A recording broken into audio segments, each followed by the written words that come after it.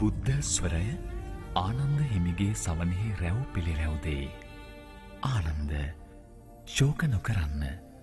මා මෙලොවට පහළ වූ එකම බුදුවරයාණන් නොවෙමි. එමෙන්ම අවසන් බුදුවරයාද නොවෙමි. මේ මහා භද්‍ර කල්පය තුලම තවත් එක් බුදුවරයෙකු පහළවන්නේය.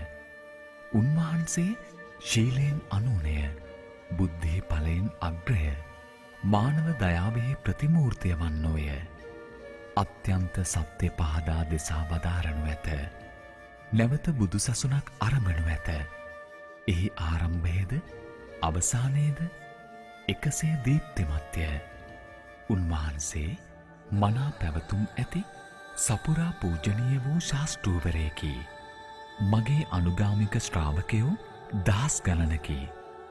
එහෙත් මේ භද්‍ර කල්පයේහි අවසන් බුදුවරයාගේ අනුගාමික ප්‍රජාව අසීමිතය, අනන්තය, අසංඛ්‍යය. උන්වහන්සේ මෛත්‍රී බුදුරදුන් ලෙස